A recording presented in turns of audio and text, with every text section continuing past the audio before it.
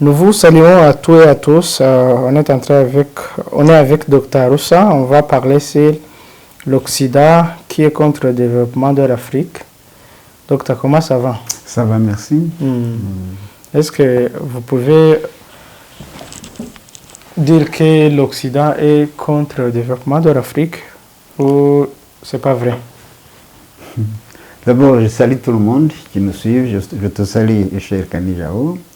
La question que tu me poses, tout le monde le sait. Tout le monde sait que l'Occident est toujours contre le développement de l'Afrique. Si l'Afrique, jusqu'à présent, il y a des millénaires, il y a des années, il y a des siècles, il ne se développe pas, ce n'est pas dit qu'il est handicapé, non, pas du tout. Ce n'est pas dit qu'il manque les ressources naturelles pour se développer. Ce n'est pas dit qu'il manque de l'intelligence. Donc, c'est l'Occident. L'objectif de l'Occident, c'est que l'Afrique reste pauvre. Il le dit à haute voix, il n'a pas de honte à le dire. Il le dit, je vais te donner prochainement quelques vidéos même. On dit il faut maintenir l'Afrique dans la pauvreté. Tout le monde peut se poser la question de savoir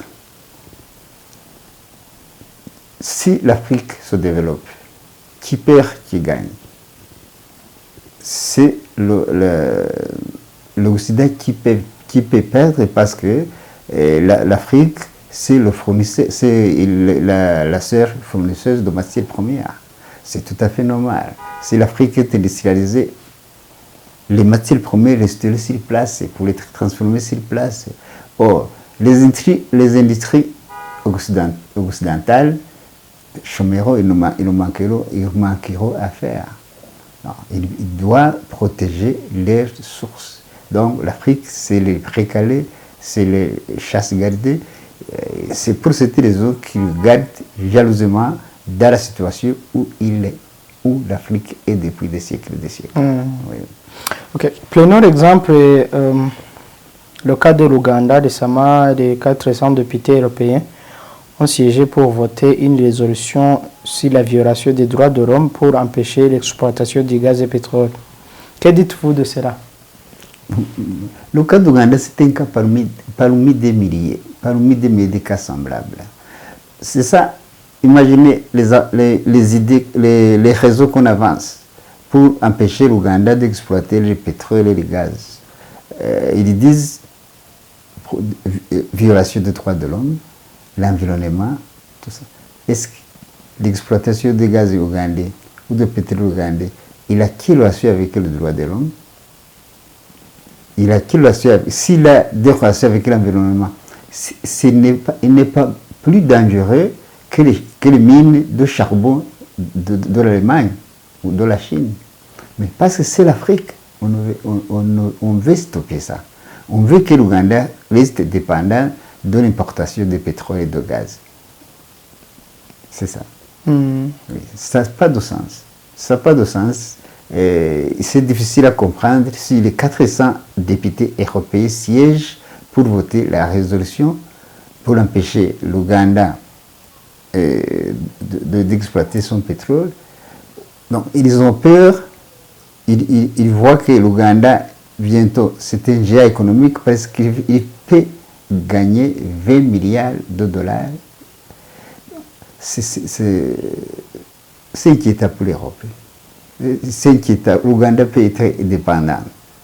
C'est inquiétant si un pays soit dépendant. C'est comme le Mali, par exemple, vous avez vu. L'Occident ne veut pas qu'aucun pays africain soit autonome, aucun pays africain soit indépendant. Donc, c'est ça. Oui. Et pour être indépendant, si tu es indépendant, c'est-à-dire que tu es économiquement développé, tu ne dépends de personne, tu ne dépends plus des aides, tu ne dépends plus de sécurité venant d'ailleurs, tu as tout pour toi. Or, c'est ça le problème de l'Occident. Il ne faut pas que l'Afrique ait toutes ses richesses. C'est ça le problème. Est-ce que l'Ouganda va accepter ça ou bien les Européens vont céder?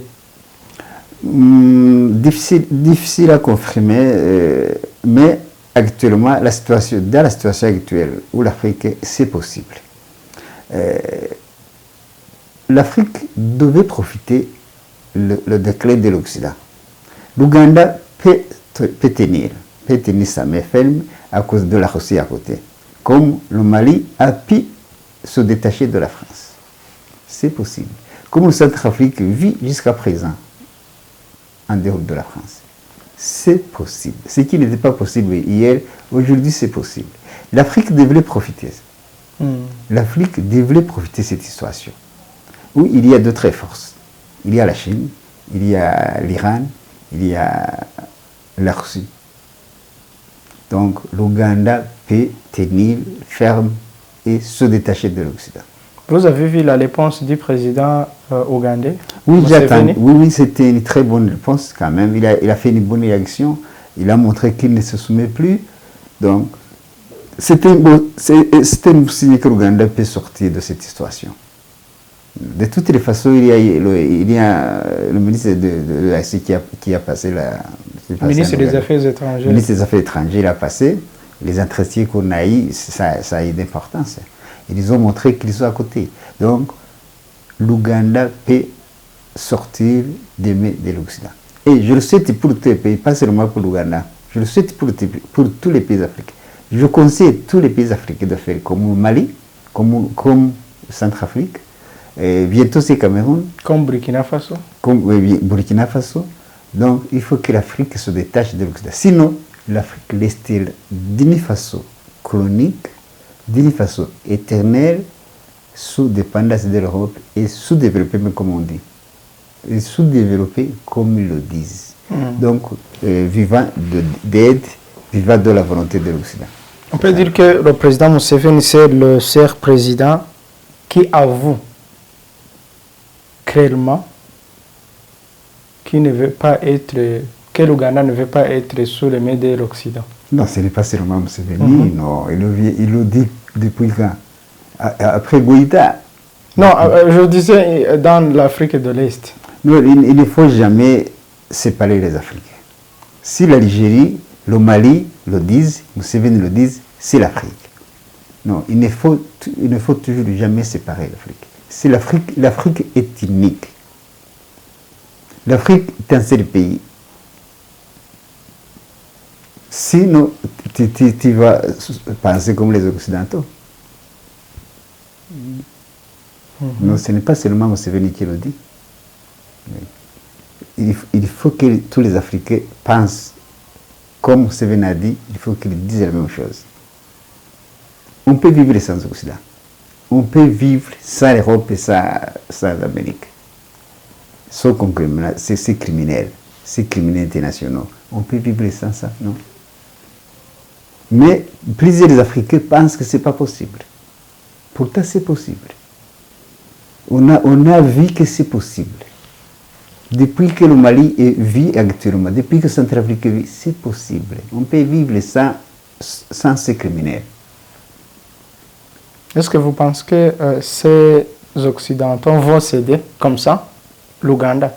Ils vont céder. Ils ne peuvent pas chasser les risques.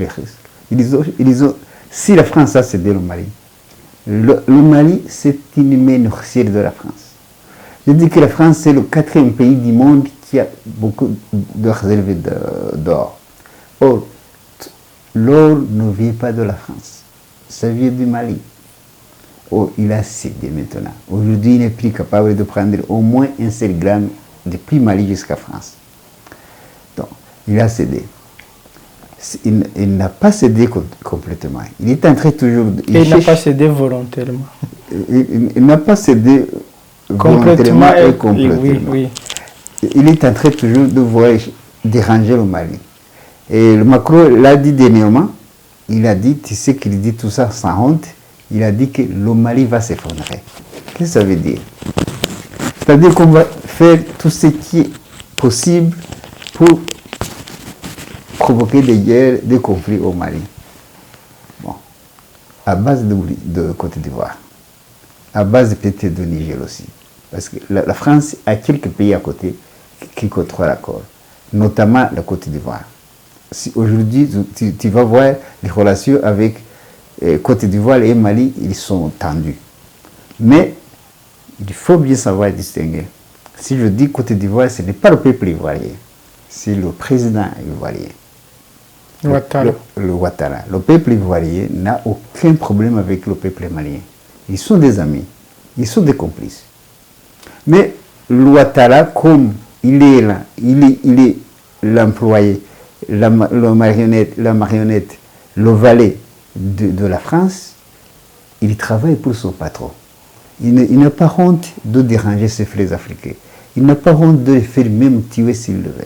Il a envoyé dernièrement les 46 mercenaires pour semer des troubles au Mali, c'est ça, non?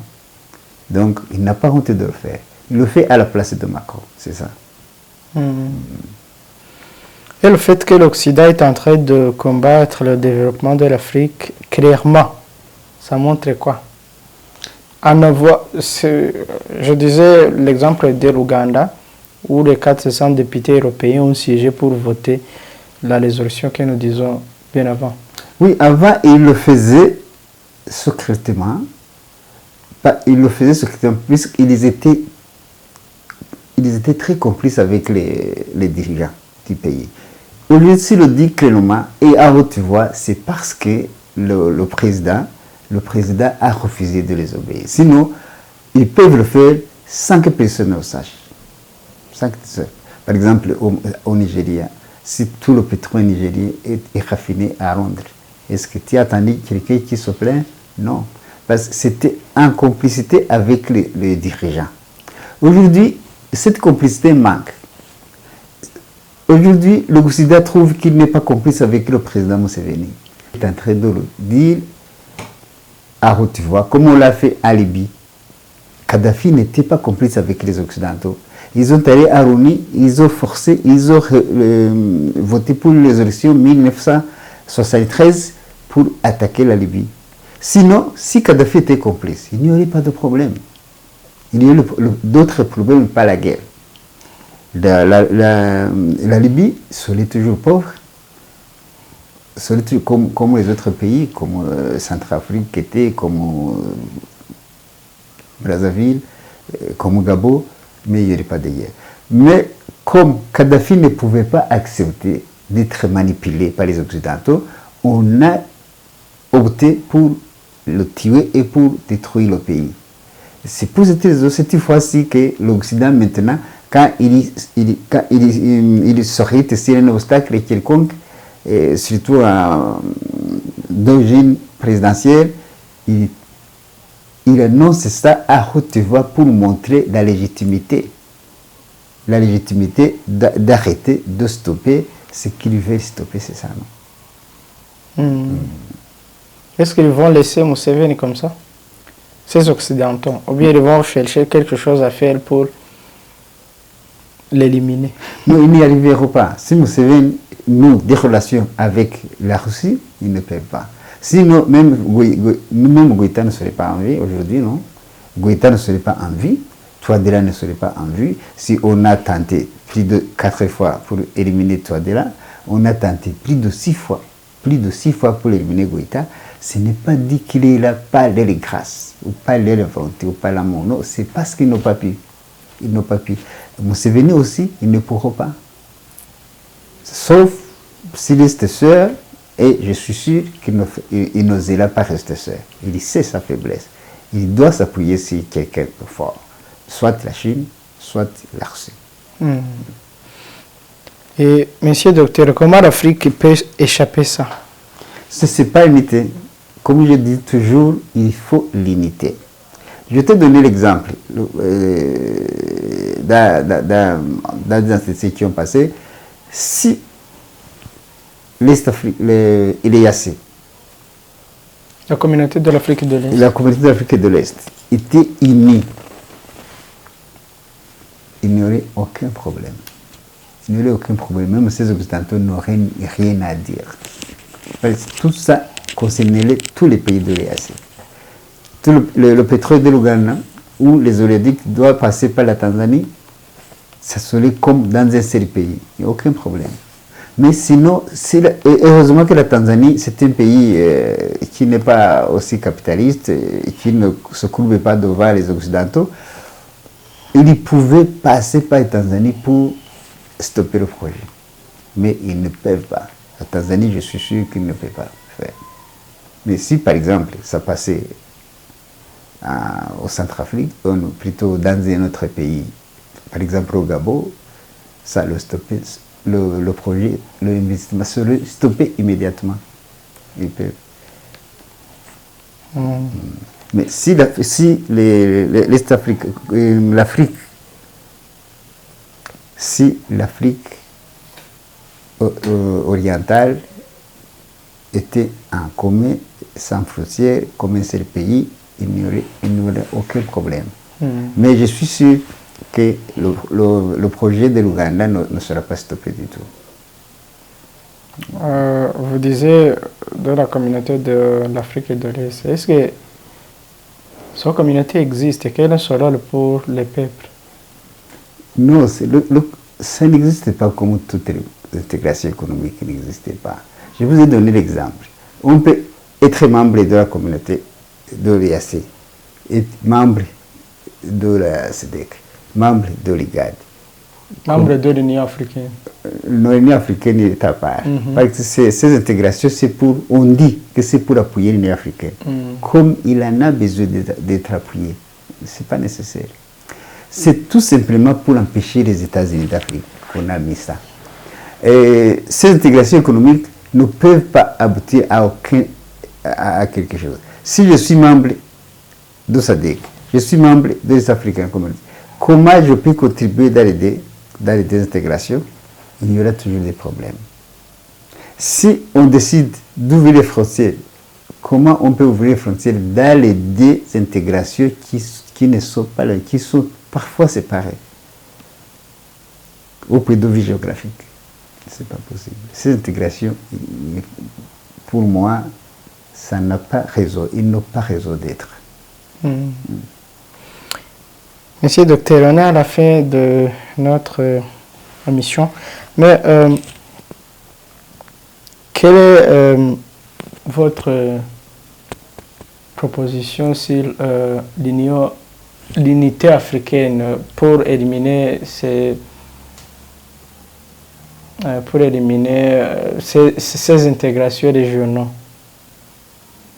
et pour éliminer ces frontières? Non, il y a une seule voie. Une seule voie plus efficace qui peut libérer l'Afrique. L'Afrique est fédérale. Banque centrale africaine. Et puis, donc si je dis la banque centrale, c'est-à-dire la monnaie unique. Donc l'Afrique fédérale, la monnaie unique, ça suffit pour que l'Afrique soit libérée de l'Occident. Mais vous dites que l'Occident a perdu l'Union et... Mais je te dis, la situation... S'ils ont perdu l'Union, est-ce qu'ils vont permettre à... Non, ils ont toujours combattu ça, n'est-ce pas? Mais rien dans ce monde n'est éternel. Aujourd'hui, l'Occident n'a plus de force pour le faire. En plus, les Africains commencent à se réveiller, à réveiller les consciences. Il faut que l'Afrique renaisse. Avant, le panafricanisme n'avait aucun mot. Je t'ai dit les dernières fois, suivez par exemple l'Afrique Média. Suivez. Aujourd'hui, l'Afrique Média Télévision, c'est l'organe le plus important pour les Africains. Donc, on peut libérer l'Afrique. L'Afrique peut se libérer par le fédéralisme. Il faut commencer par ça. Et qui vont être les initiateurs? Non, c'est tout le monde. Ils ont commencé. Il y en a déjà. Oui, ils ont commencé. Suivez Mali, Algérie, avec l'appui de Moscou. Les relations que Mali a avec Algérie. Tu te rappelles, quand le CEDEAO a fait des sanctions pour le Mali, tous les pays membres devaient fermer les frontières avec le Mali. Il y a des pays qui ont refusé, non? Entre autres l'Algérie, Mauritanie. Mauritanie a déjà quitté la CEDEAO. Guinée, c'est ça. Ça commence toujours comme ça, ça va aller. Si vous n'avez rien à ajouter, on peut finir par ici. Bon, ce que je peux ajouter, c'est juste donner conseil aux Africains de créer l'Afrique fédérale. Donner conseil aux Africains de quitter l'ONU, montrer à l'Afrique les ennemis des Africains. Il n'y a pas d'ennemis de l'Afrique. L'Afrique, on l'aime comme continent.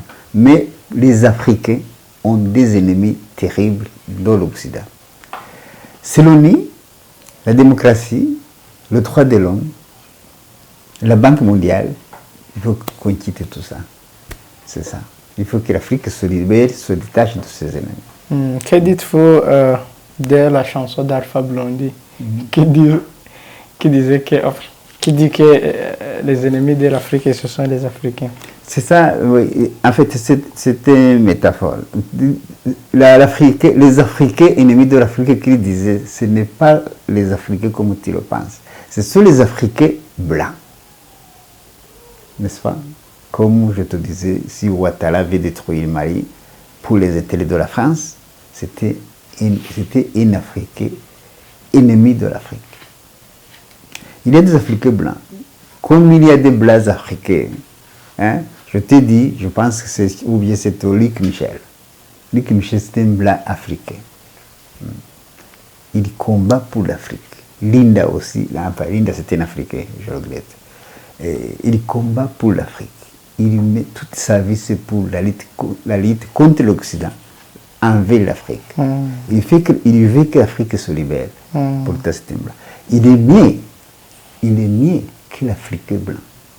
Donc, l'ennemi de l'Afrique que Alpha Blondy disait sont des Africains, mais ce sont des Africains blancs. Il n'a pas ajouté, ce sont des Africains blancs. Il faut qu'il vise la chanson, oui. Peut-être. Merci beaucoup, Dr Roussa. Et on remercie à tous les téléspectateurs. Oui, je vous remercie aussi. Je remercie à tout le monde. Je remercie à tous les Africains qui nous écoutent et à tous les Européens qui aiment l'Afrique. Je remercie. Je remercie. À la prochaine. À la prochaine. Africa unite.